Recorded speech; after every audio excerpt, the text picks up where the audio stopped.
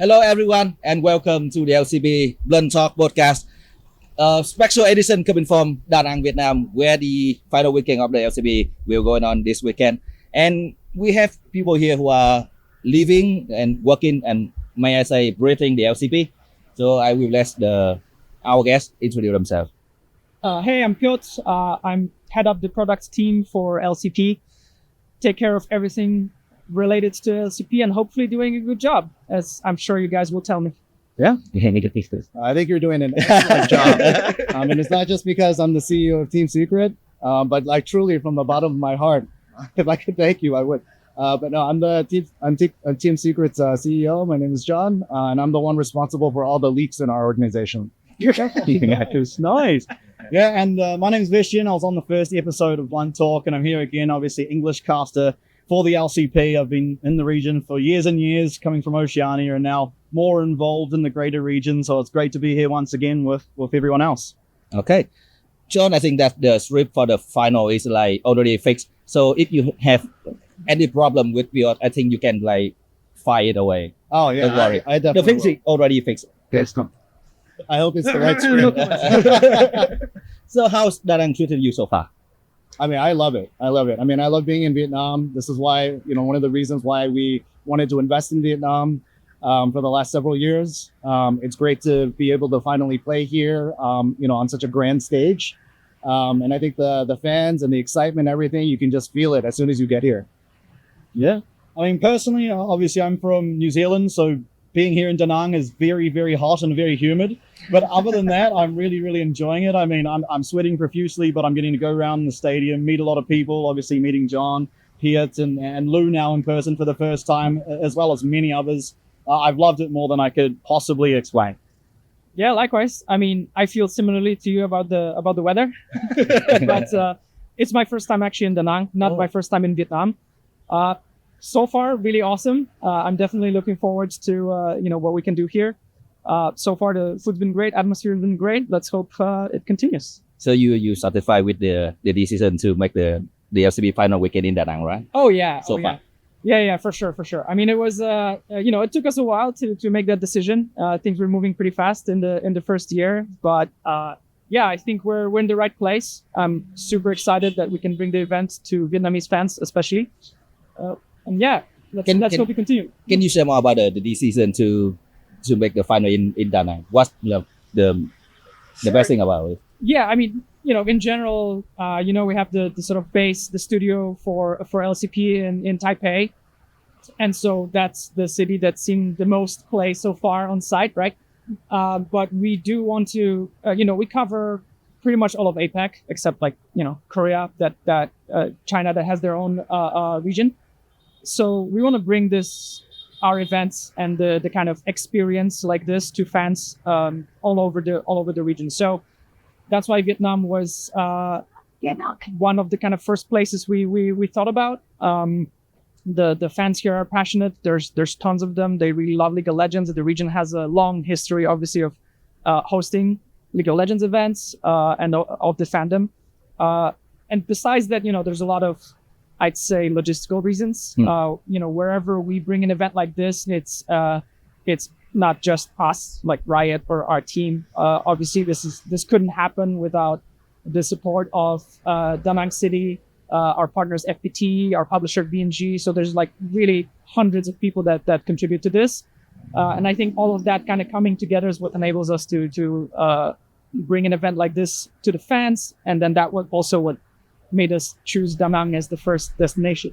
I think this will be the perfect opening speech for an event like this in Vietnam. Usually in Vietnam, when we have a sport event, there's a big guy, so I stay to start the event with a speech like this. So you are perfect for the job here. All right, perfect. The script so far is really running well. This one gonna have in the video on. Oh, for sure. Now I just got to learn this whole thing in Vietnamese. So bear with me. Did you always, how long or how quickly did you guys want to do it in Vietnam? Was it before the year started? Was it a month into the year or not necessarily just Da Nang, but in Vietnam? Yeah. So I mean, we started talking about it about the same time as we started talking about where to actually have the studio. Yeah, right. Because it's a similar process. right? Obviously with the roadshow, we can do something else every year. But yeah, this started early on. It's just, we had a lot of things to take care of at the start of the season. And so this took a little longer than we'd like. For next year, we'll start talking about it and arranging it. We've already started essentially. So we hope to confirm it a little bit sooner next year. I think it's good that we have like everyone from everything LCB related. We have the team, the production and community, and the guy who's like behind it all. Yeah. So The guy who gets the blame. yeah, It's fair. maybe we start with a good thing. I think good thing about the team from John. So now I know like any technical difficulties or long tech pause, who to call? The LC boss. Oh no, Casante bug. 100%. No. Yeah. Bring it. Okay. All right. So what was the question? Anything about the LCB you want to talk about with the head of product here? You said good. That's why he's struggling. Yeah. yeah, You can start with the bad. We start with the bad. that's why I wanted to clarify the question. I mean, no, I think the LCP has been really good for the growth of our team because we get to do a lot more regional and that's considered like international play, and playing against other teams in our region. I think we learn a lot more and kind of level up ourselves. And also, I think it's a great experience for our players to be playing on site in another country because it's personal growth as well. Right? It's not only learning like how to level up as players and increasing your skill set in game, but it's also learning basic things about like how to mature as a person, how to grow up essentially. Right? You're playing away from home. The food is different. You're not comfortable in this environment. You don't even know how to do basic things like pay for utilities and water and all these things, right? And so these are all things that you learn and it helps you like mature as a person, not only as a player. So these are things where, it's part of our journey and it was tough at the beginning, but I think our players, our staff, everyone in the organization has really learned a lot and has benefited from this process. Yeah, I guess in a way as well, it's like what you said, it probably helps when obviously now Team Secret Whales are going to go international for them to have an experience essentially already playing internationally for all the players, right? So going over to China to compete in Worlds is going to be a little bit more comfortable than otherwise it might have been if they just came out of the VCS. Yeah, I always say, you have to be uncomfortable in order to grow. Yeah. And so this is an experience that has really helped us grow. And I think you've seen it in our journey, even performance-wise. Yeah, absolutely. Yeah, I think for me, when it comes to the LCP, the thing I find the best coming out of it, honestly, is like, you look at like, obviously last year you had VCS, PCS, right? And there were both regions with really strong teams going to Worlds or going to MSI, whatever it may be, but they would never quite reach the expectations you'd perhaps hope for them. And now this year you got First Stand, you got MSI, you had CFO going over there, Garmin, MSI as well. And I think they overall exceeded expectations, especially at First Stand. And then CFO as well at MSI in particular, going to 5 against T1, taking game for AL, like these are things that I think without having the PCS versus VCS rivalry going on so consistently, I don't think we would have seen, because there are just differences between how the VCS teams play and how the PCS teams play. And so you match them up against each other and they get to learn from each other a lot more. And you get to see that in other regions, right? Like look at LEC. They have so many different countries coming together to compete in this one league. NA is a little different, but even then you've got like Canada and US, and it's such a large territory where you still get a lot of differences in variety of play. So I think now that the combination of all these regions come together, and obviously still a lot of growth to come from like the LJL, the LCO, the other wildcard regions, I still think that the basis of the first year has looked really good for the progress of, years to come. Wait. League of Legends still has NA? Yeah. We'll Not see so after, sure, after yeah. the upcoming international events. Yeah, for now, it's an asterisk. Okay. Yeah. Okay, I just gotta verify. I'm glad to hear that that's I guess seen as a positive thing. I wasn't sure as you're like talking about for teams, it's definitely been a challenge, right? Like when we decided that we need to have sort of like a base in one place, bring everyone there. For Vietnamese teams, for Japanese teams, Osh teams, right? It was a challenge. I'm sure you can speak to that a bit, right? Like to go there. But yeah, the aspect that you're mentioning around like exposing everyone to kind of inter-regional, international play, giving them the experience of playing on stage, facing different metas from different servers, let's say, or different regions, right? Different styles of play. I think, honestly, we didn't expect it to sort of show effects in the first year. Like that's usually something that takes years to properly sort of develop. But yeah, I mean, seeing how teams perform internationally, maybe there's something to it right away, right? Yeah, I think so. And it's always going to be hard because of like, there's obviously here, especially in CFO, that big caveat of like, what is Hong Q? He's this big wild card, right? But I think you just remove that. You look at last year, PSG, they had essentially just one of the best APAC rosters you could ever dream of, including Junja being their jungler. They still couldn't find the heights that CFO have. And I think a lot of that comes from that inter-regional competition. Another like immediate effect is the viewership. I think I don't have the exact number right now, but compared to the last season of the VCS, the first season of LCP, the viewership is way higher for me. I mean, and we've seen huge growth also in co-streamers, so great job. I think, in general, I think there's a few factors in this. First, generally, everyone appreciates kind of higher stakes, right? And even though we're part of the same league now, when it's like a Vietnam team versus a Taiwan team or like an Osh team, you know, like you get like, oh, well, it's the other guys. It's our frenemies, right? Yeah. From same region, but Throwing a sympathy bone to O's there, mate. I didn't miss that. no, it's kind of like straightforward on paper. It's like, hey, you have the favorite teams of people from different regions, so more of them watch. Yeah. And so we've seen that LCP on its own, especially in the finals of mid-season, right, Split 2, we've seen just a peak of viewership that we've never seen before in the region. We haven't yet beaten like every viewership record of each individual league. So if you look at just Vietnamese viewership, I think we still have a ways to go, but obviously the trend for year one, I'd say is really good. So that's quite exciting to see. Yeah, and I think it's also heartwarming to see like fans gather from other regions and other countries for your team that's like historically like a local team. Right. Sure. I mean, looking at even like the English broadcast, it's like all like, in Korean, and then like, fans coming out to support our team and support the other Vietnamese teams in Taiwan. Like these things are like, very heartwarming to us.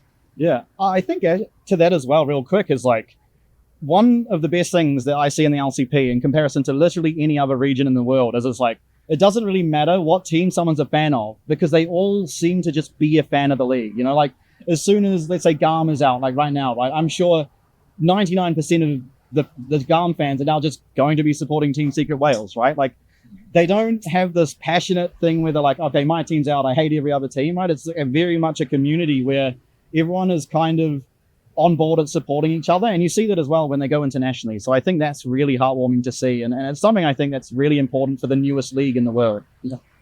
I can share a little bit about that because recently I have seen a lot of Vietnamese fan club supporting CFO and PSG. Yeah. So we still have Vietnamese fans for the Taiwanese team in the past, but like not at this level for the first time in the LCB because the fans now they have the chance to watch the Taiwanese team like on the weekly basis, and they become fan of the CFO and the PSG Talong team. Not LCB fan in general, but fan for that specific team. Yeah, I think that honestly that works as well, right? I think because of how the stakes are set now, right, where even if it's a CFO, if you're a Vietnamese fan, they still represent you. Of course, I think for any fan, it's the best if their favorite single team or favorite single players in the event. You can't always have that. So yeah, in this case, I think the teams have also credits to all our orgs, like done a lot of work in approaching and in a way introducing themselves to fans in other regions. We've seen a lot of examples of fans becoming, say, fans of a team from another region, maybe just because they like their content or they like their play style, right? Or they're 017. Sure. Right. Hey, there's a story. There's a story there. Exactly. Right? There is a story there. A really good comeback story potential for now. True. Right? Yeah. I think the one problem the fan I will be representative of the fan as they have some question. Fan interaction for local team. Now they become a regional team, but they're based in Taiwan. And the direct connection between like fan of like maybe Team Secret Wales and GAM and MPK. So how do you deal with that in the first season from your perspective? Yeah, I think the first season is it's like a learning for everyone across everything, right? So like fan engagement is one of the things that we value a lot, and it's something that we have learned a lot. So now, like you mentioned, right, we're a team that plays in like offsite essentially, but we have like a lot of ideas for season 2 now, right? We have a lot of ideas for things like local watch parties. Like how can we bring the fans out and like locate them together to still show fandom and connect with our players, even though our players are playing somewhere else. So things like that, we want to do more. How can we connect more digitally? How can we just drive more community engagement, even though we're playing outside? We have a lot of ideas around that, which we hope to roll out in season 2. But all the questions about the strict script for season 2 is this guy. Yeah. I mean, okay, we honestly we haven't caught up to writing the script for Split 2 yet. But, but the script for season 1 is already done, right? Yeah, so you have to ask the broadcast team. They're the masters of the script. But yeah, I think this is also something we think about a lot on the team. And right now we're doing a single roadshow per season. I don't want to sort of imply that we're going to do more because that's a huge undertaking, right? Sure. But we're definitely looking at other ways, maybe a bit less like high scale compared to Da Nang, right? But how to bring this on-site play to fans locally outside of Taipei as well. And you've seen probably in other regions, teams organizing kind of like mini road shows themselves, doing some kind of kickoffs in another location. So we're definitely exploring stuff like that. Again, this is our first year, so there's been enough going on with just the sort of relatively simple plan that we have so far, but it's definitely top of mind for us so that we can bring this kind of excitement and the exposure of local fans to their local heroes on site wherever we can. Andy, like team Secret Well home ground in Saigon season 2. I think the home ground system in FCK is a good example for that. Yeah. We have like most of the game played in LOL Park, but there will be game played in the other venue for the team. Busan or Yeah.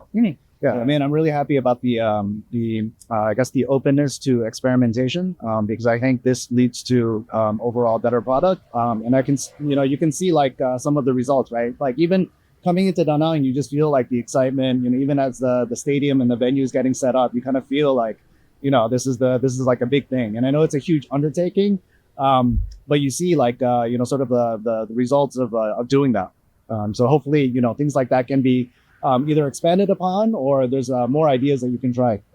I think one thing I wonder about as well is, do you think from like a league's perspective, there going forward would be any way to like introduce a way or like show off the personalities of the players a little bit better? Because like I think this year, at least in my opinion, a lot of the heavy lifting of how a lot of notoriety came to the LCP is like Driver at first and right? Like doing these dances. Taki more recently with his social media dances. I think these are like two ways that the players themselves have like randomly come up with and started doing. And I think like for the league, it would be really good to have more of those showcase because I'm sure there are more that like, wanting to come out for sure to try and get out there. No, that's a very fair point. And we also noticed that there's been a few, let's say, smaller things. For example, in the venue or on broadcast, you can see that like during player walkouts, when we introduce the players, we have animations instead of just photos. Yeah. So the players express themselves in all kinds of cool and weird and funny ways. And the handshakes too. Yeah. Right. And the fans sort of immediately picked up on that. So there's definitely been like a few things that we also noticed kind of make more sense. So there's nothing I can like give you right now. Like, we'll do this exact thing. But that kind of trend is definitely something that we need to do. As we've discussed earlier, right? Like the building kind of cross-regional fandom for all of our teams, I think helps all teams, helps all fans have someone to cheer for, helps the league overall. So we're definitely going to do more of that. And I think that's a good example. We have a lot of very unique kind of talent and local quirks and memes that we definitely want to expose and show to all of the fans, make like LCP a platform for that. I think the content creation as a regional league is it's a pain in the ass because we have like the LL eSport Vietnam for the Vietnamese team. We have the English bay for English and maybe the Mandarin bay for Taiwan. Yeah. So to unify on that content and like how to make good content from like fragmented system. Like, you have any plan for that? Because and from my I look at every fan base and I see the different. Yeah, it's tough. I mean, honestly, I think that's kind of like both a blessing and a curse, right? I think how diverse the region is culturally in terms of languages, etc., is actually awesome, right? We've talked about how it brings like different play styles, but also brings different cultures of being an esport fan and celebrating the teams in different ways, just enjoying the esport in different ways. So I think we don't want to lose that. Like, I don't think LCP will ever become like a one size fits all, like, oh, this is the sort of LCP way, and now we do everything the same way in Vietnam and Taiwan and like Ocean, Japan. Amazing. I don't think that's what we're gonna do. Obviously, there are some things that needs to be consistent, right? Like when we're communicating about changes, about our schedule, about our format, like we want everyone to kind of understand, right, what we're doing, and so that needs to be unified. But I think again, it's a good point. We need to still refine and improve the way that we like showcase those differences and celebrate them actually, rather than like imposing a strict one size fits all approach. Yeah, I think content creation actually will only get better with time because this is the first season of LCP, and a lot of content creation depends on storylines, right? Even though season 1 is scripted, it takes time for storylines to develop and rivalries and things like that, right? But you're right, it is a blessing and a curse because as we get more player expression, it's really good for the fans. But it's a curse because the team owners are going to get more penalties from the league. Yeah, maybe we do need to do a bit more media training for some players. But no, I think so far it's been great, honestly. And we also need to see what kind of sticks with the fans, what they want to see, right? It's because the styles are so different.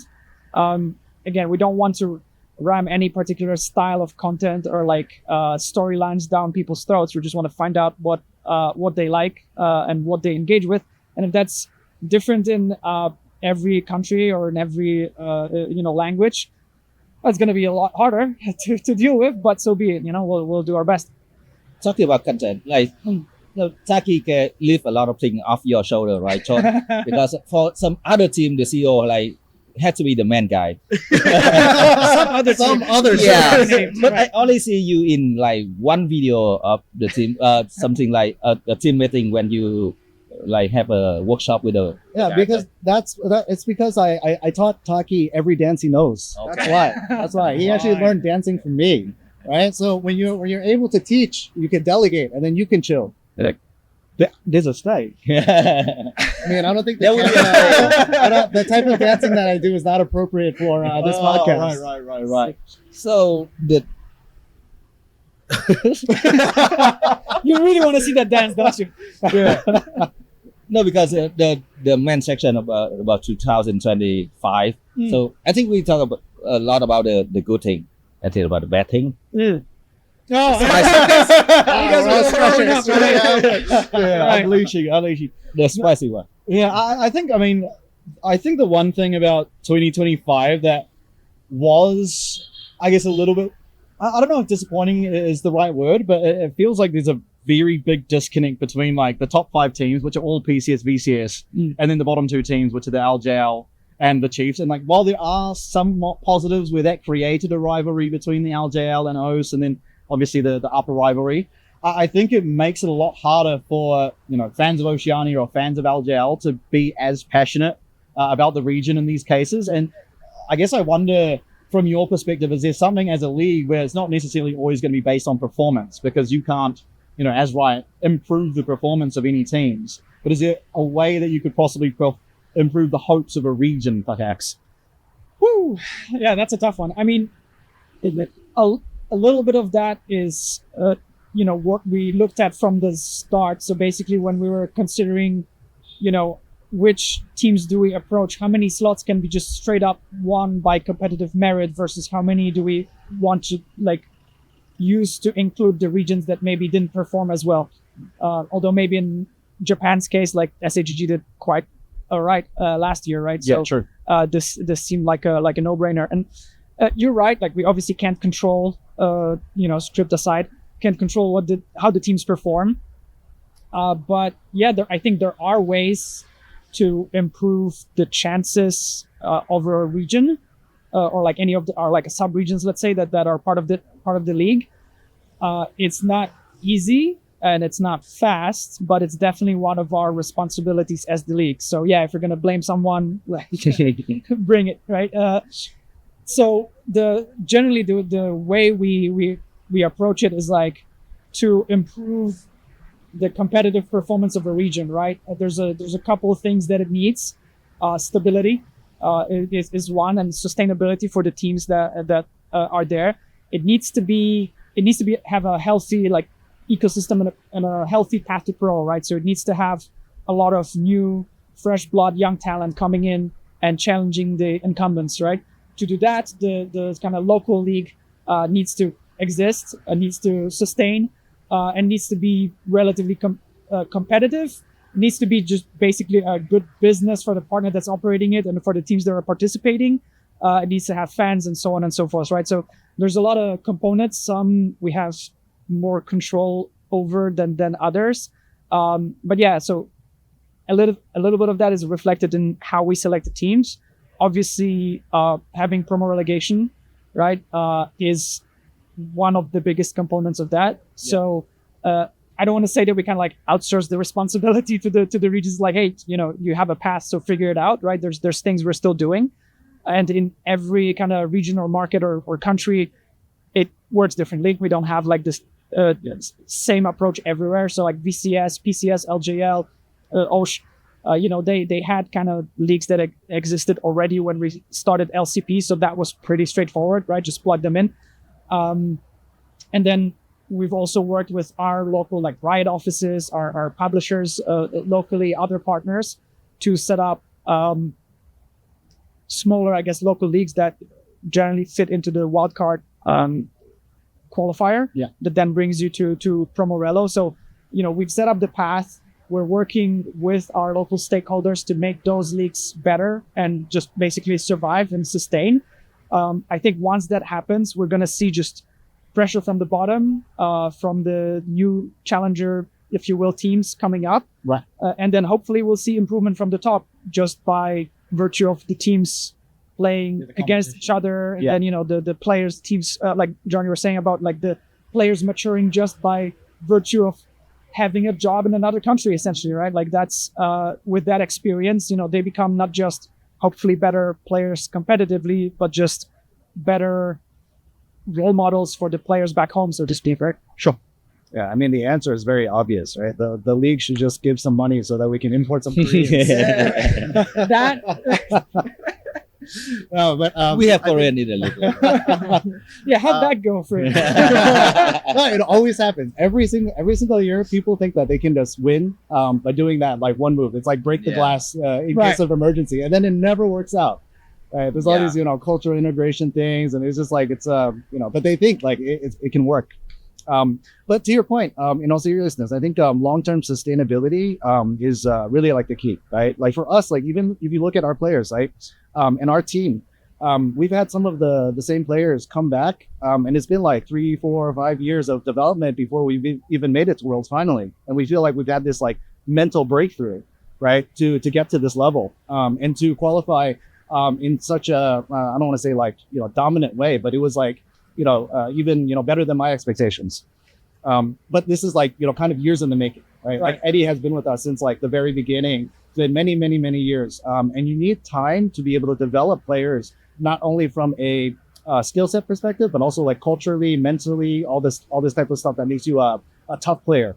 Yeah, kind of like any workplace, right? Like you need to be able to build your team in the way that is best for success. And yeah, I think obviously congratulations is in order for making it to Worlds now. Especially like I don't think anyone came into that series and thought, oh yeah, Team Secret Wales got this so easily. So yeah. Yeah, look, we've lost the game so many times, but nobody beats us 10 times in a row. Okay, nobody. 10 times the charm, huh? There's like before the playoff, like I did not put any trust in this because I did so many times in the past. Like to tell you the truth, I root for them like from Team Secret and Team Well, and they both have a lot of like job in the past. So Yeah. I did not put a lot of trust in them. So I surprised me this up. Yeah. And correct me if I'm wrong, you are the youngest on average team, right? Yes. In our league right now, right? And so also going to Worlds from I think, our yeah. region, right? So yeah, when you talk about like it took a few years to develop the players, and despite spending a few years developing them, you're still the youngest team in our league, right? Like I think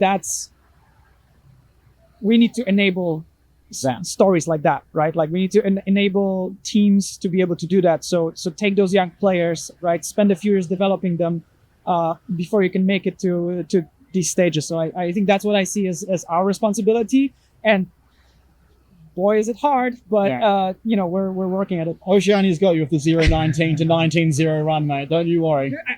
Look, I know it's that's a toughie, right? And some regions have further to go than others, right? But again, this doesn't, I guess, absolve us from this responsibility, right? We can't, frankly, just honestly, we can't just kind of grab a region and pull them to do that, right? And I'm not saying that like Osh wasn't trying or something, right? But sometimes it just circumstances don't work out. It's hard. And so that's why we didn't go to the different markets and go like, Thailand, you're doing a league this year, right? Yeah. It was a conversation, right? Finding the right partners, finding the teams, realizing there's fans that want to watch that and support that, right? And I think this will happen in Osh. And it might take a bit longer. Maybe it's not this year, or it's not this year, but maybe it's next year, right? And we'll just keep at it. I think we'll see the kind of fortunes and development of the different regions change over time. I think being open to that is really where, in the long term, like LCP is gonna shine. I think, right? And like outdo the other leagues, if I may brag a little. How are the National League doing at the moment?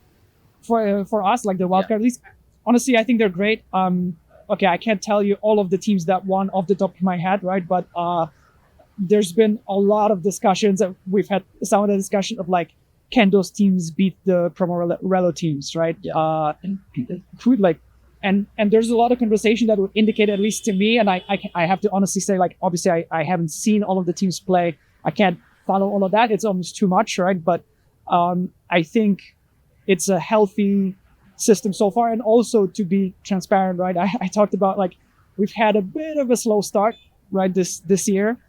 And the kind of wild card and local league ecosystem has suffered because of that a little bit, right? It took us a while to set it up, right? And it's, again, I don't want to use the excuse again of like it's not easy. It isn't. I think next year, I'm really looking forward to it because it's gonna basically start from the start of the year, right?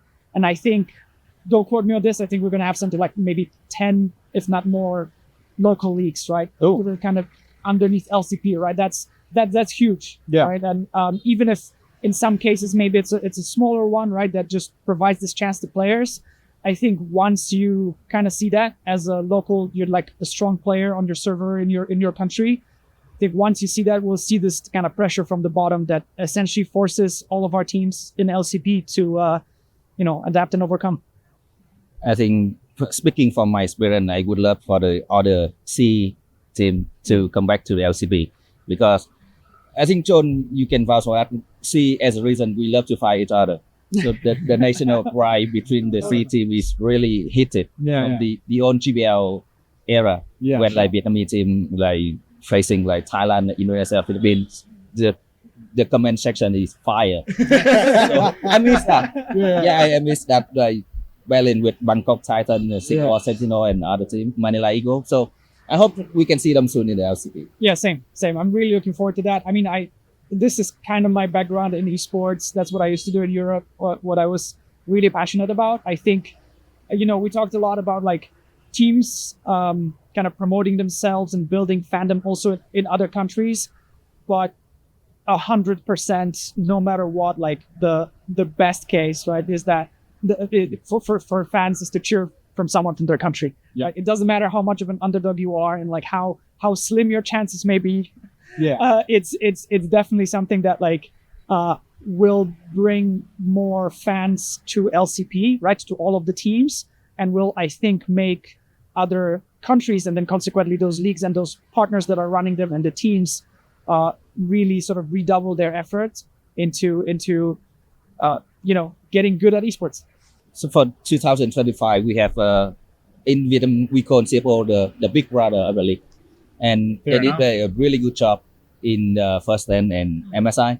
But do you guys think it's the strength of CFO only, or it represent our league in a whole? Well, I mean, I think I somewhat touched on this earlier, right? Is that I think, yes, CFO are, I think, clearly our best team, but they're only able to continue getting better and keeping up with international teams because of how good the rest of the league is, right? Like, I think if Team Secret Wales or GARM or PSG weren't as good as they were at times, CFO would naturally sort of, recline, relax a little bit, and then get a little bit complacent. I think it's really natural to see in esports.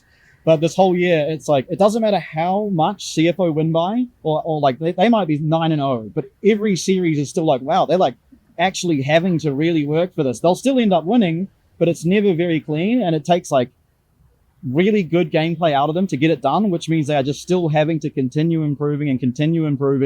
And there are so many reasons to that as well. Obviously, like the interregional thing, but I think there's very creative players. Like I always come back to Sealong and then Vikings, and like they always come up with these really unique meta things. I talked about it last time, where they invent a new way to play the game, and then the next week every other team is trying to copy exactly what they did. And I think without having all these other teams doing that, CFO wouldn't be as strong as they were. Still, they are the strongest in the league, but I don't think it comes without the other teams. Clearly the strongest. Clearly. Yeah, I think so. All right. Look, you guys beat them right back at the start, all right? I think the only way I think we're to the only answer that Almost feels like in 2024 back then. Wow. All right. That just makes this weekend more spicy. so we have the only team that can beat CFO in Da Nang. Yes, that's true. That's There's true. only one team. It's all up to you. I mean, that's a lot of weight on our shoulders, but hopefully we can perform. Good practice for Worlds. That is true. That is true. I mean, I think I'm actually looking forward to Worlds a lot because I think I love to watch international gameplay, right? I think, like to your point, even like clashing between nations, right? I think like the fandom and everything just becomes like that much more passionate. So international gameplay, I think, is like something that's really good for me as a fan, and something I just love to watch. Fighting in VCS and everything was great. But now in LCP and then like soon on to Worlds, I think it's great. I mean, so one question to you. Speaking of international gameplay, Yeah. is there any thought about expanding the league to more teams? Ooh. Wait, how's that related to international gameplay? Because we'll have more teams, and then it'll be more international, right? Unless you put 2 more Vietnamese teams in there. Right. Right. I mean, Whoa. We've got 3 of those. I'm just saying. yeah. I mean, okay. To be honest, right? It's the top 3 at the moment, or maybe 4 if we do super well, right? And MSI like going. So I don't think necessarily adding more is like what gets us better results at internationals. Bit of a sidebar, but like I also love international events because that's where I no longer have to be impartial, right? So like, like here in Da Nang, it's like, oh, made the best team Exactly win, how I etc. feel. Right? But then at internationals, it's like no, LCP team, That's right. yeah, kick everyone else's butt. And then I go on Twitter and there's all these people saying so much bad, not just ignoring the LCP existing, and then they lose to them. It's like, Exactly. Yeah. Yeah, the gloves come off at international events, that's for sure. But yeah, to the point of expanding the league, it was a very hotly debated but like consciously made decision to have 8 teams, right? Obviously, we created LCP in a region that had 30, 40, 50, depending on how you look at it, like professional teams, right? So this was no matter what going to be like a pretty significant change, right? And that's why like we wanted to make sure that the other leagues stay.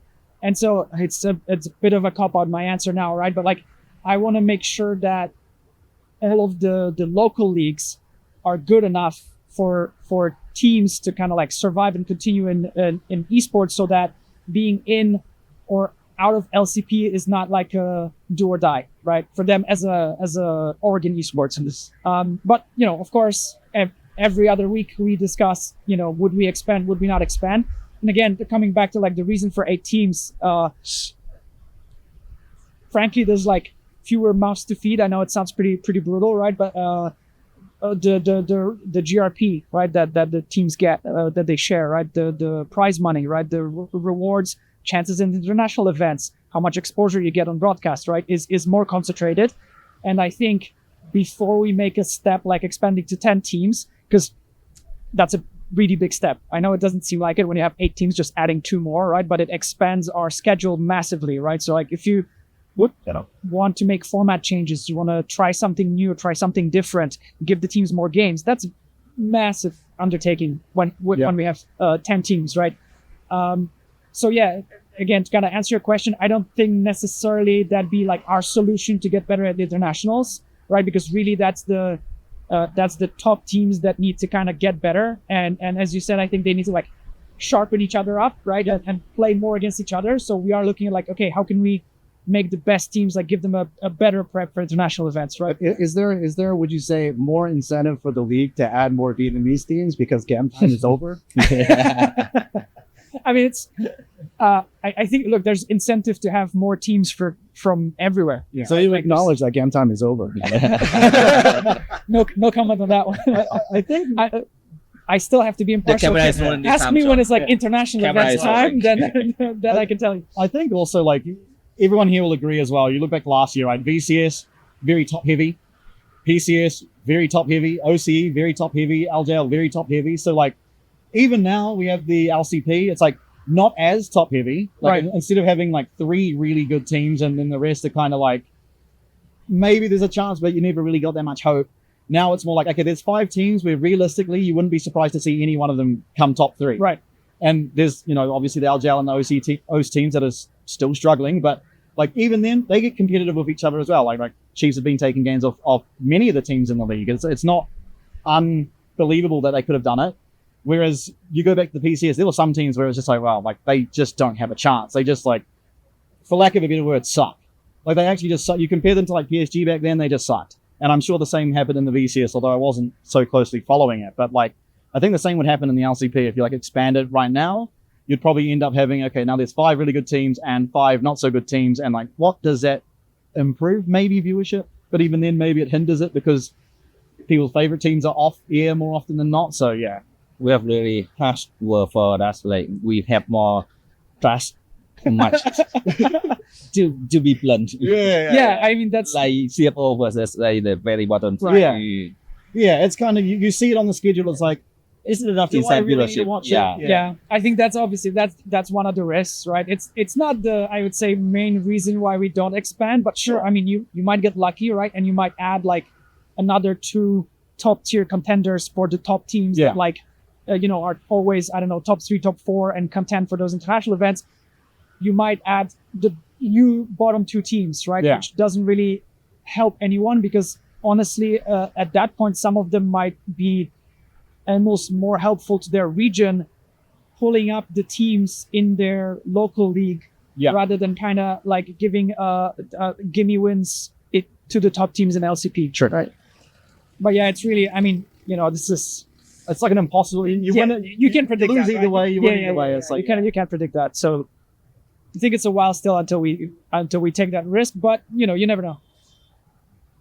Because right now it's kind of do or die for the promotion team in Vietnam. I did a postcard with the coach of Saigon Dino. Yeah. The team gonna play with MVK, and one of his like strategy is to he tried to do like psychology warfare with MVK. He said that if my team lose, we go back to reset as usual. But if your team lose, you're gonna lose like million of them on the podcast. And it's kind of true. Yeah, true. Nice. Is it working? You think? I think it's a bit. Well, hey, I mean, all's fair, or not all. Not everything is fair, but this one seems to a level all's fair. Yeah, to a degree. Yeah, because MVK they have to like set up a lot of things for LCP. For sure. And if they lost that series, it's gonna be like hell. Yeah, especially when they're like so close to not having to be there, right? Like they're one series away from not having to be there. So, yes. It's all crazy. You'd think though, like, I mean, I haven't watched much of the Dinos. I know like their mid laner Pout is really strong, but you'd still think the experience that MVK had this year, you'd have to hope they're favored. Just like no, I think for my personal opinion, it's like 50-50. Really? Because Wow. they have like Sparta and Beer. Yeah. So they're both VCS champion, Right. Okay. I think. Well, that's exciting then. Beer is a multiple time champion across multiple team. Sparta used to be, and it's still like a top tier top laner. So it's kind of, and the psychology warfare. Yeah. So Do you think Solifim plugs in the mouse and keyboard? I hope so, because the last season of the BCS, the big viewership come from that series. Really? Yeah. Is he registered as a sub? Is he? No. I just want to make sure is it a realistic I mean, scenario? he's an official Coaches- team member, and Yeah, I think coaches are allowed to play if they need, right? Yeah. I think that's how the rules work. Like, yeah. I don't, in case that's like their secret ace up Yeah. their sleeve, I don't want to give it away, right? But like, yeah, it's possible. I think it's legal, yeah. So coming to Worlds, I think there's a little bit of pressure for the LCB team to prove that our league is not like the lower tier league, right? So they have to perform Yes. if they're job to perform. Honestly, I mean, I don't want to like lower expectations or something, right? I think so far they've exceeded expectations, right? So when LCP teams went to either FST or MSI, I think everyone was like, even looking at just FST, oh, that's the Minor underdogs. region. Yeah, Minor minor region. region, Yeah. minor region curse and all of that, right? And I think they've shown that, that not a minor region, or at least if that's the minor region, what about all the other ones that are dropping games to them left and right, right? True. And then MSI, already you could see a little bit of that like narrative shift of like, sure, maybe they're still the underdogs, but like the expectations are rising. And then, you see like, GAM, sorry for mentioning them again, right? Like GAM taking games of G2, CFO, just don't want to trigger you, man. CFO taking games of T1, right? Like you see that and you're like, you know what, maybe honestly, they just need more opportunities to do that and things are going to be fine. So obviously I'm hoping I'm sure they will do us proud just looking at the past two events, right? And of course I'll be cheering only for them. But yeah, I think like they've already shown this, and this, I mean, it wasn't even year one, right? Like FST was a few months into our league, and 2, I think. right, Yeah. like coming off of the event, I was like, yo, this is fine. We're all right. Good. Yeah, top 4, hey, we take that. Yeah. So the final question, your prediction for the LCB team at World 2025. My prediction. Okay, so I think ultimately coming in, you'd be dumb not to think CFO are going to do the best, right? I would be hopeful. Again, Look, I'm just being honest. Look. You haven't given me any Team Secret Wales merch. You're So right. until then, it's CFO all the way, Matt. you're in Vietnam right now. No, but I think for CFO, I actually really hope for, top 8 I'd expect. I think if they do less than top 8 is really an underperformance, but I would hope for a top 4. And I think it's going to be hard. Like, it's 4 LPL teams, 4 LCK teams, but I think it is possible. Like, you just look at them at MSI, right? It's definitely possible they can make it there. In the second spot, I think it's hard. I think looking traditionally, I would actually think that Team Secret Wales might do better than PSG, mainly because I never have faith in PSG's drafting. I think PSG trying to get through the draft phase has always been such a struggle, and it gets even worse at Worlds. So I think, I think a top 8 for Team Secret Wales is possible, although, it comes into how nervous is everyone. A lot of, newer players, as you've pointed out, as everyone's pointed out. If they can go to Worlds and sort of be calm, I think I have high hopes for them. But yeah, I think that'll be my order. CFO doing the best, and then Team Secret Wales and PSG, I'd say doing relatively similar, but I'll slightly put Team Secret Wales higher. For me as a team owner, I really can't say anything because it'll just be a total jinx. Yeah. I don't want any bad karma. I don't want any bad luck. I don't want anything. But I will say one thing, which is the reason, we kind of turned a corner this season and this year is because we focused a lot on mental training and on like team philosophy. And we have one philosophy that is going to continue into Worlds that we already have, which we talked about, which is we're not here to be tourists. Well, It's cold, I though. can't say I like anything that. because I'm the product lead for the league and I don't want to jinx stuff. But I will We say have a lot of things here because I am like banned from Yeah. predicting I've anything. been told about you. Yeah, like, right. nothing for me. Okay. Well, I will just say I'm a sucker for like young rookie players going to international events. I see And where doing it's well. going. I see where it's So- going. So take this as you will. Like Okay. I just love seeing it because it's kind of it's what we need, right? Like this kind of like young energy, fresh blood in the league, and kicking the butts of the older established players, especially the ones from other regions, right? Hopefully, there's not too many internal LCP fights at Worlds if the draft is lucky Sure. for us. But yeah, When you said young rookies, I thought you meant PSG for a second, man. I mean, young compared to the other players, not compared to me. Oh, right. As a young midland. Really young mid laner. I think we all hope for the best for the LCB team. Oh, Our absolutely. our first season Hell yeah. as a Yeah. reason. World champions or else. Or we don't come back. Or there's no season 2. Like the last time a team from our region become world champion, Vietnam and Taiwan team play together in the same league. Yeah. I'm just saying. Just saying. I'm just Hey, no, I'll take it, dude. Only a couple of years ago too. Yeah. So Seems like yesterday. okay, so thank you for your time in your like crazy schedule in Da Nang, and obviously thank you the audience for supporting the LCB in 2025, and we hope to see you again in 2026. Bye bye. Thank you.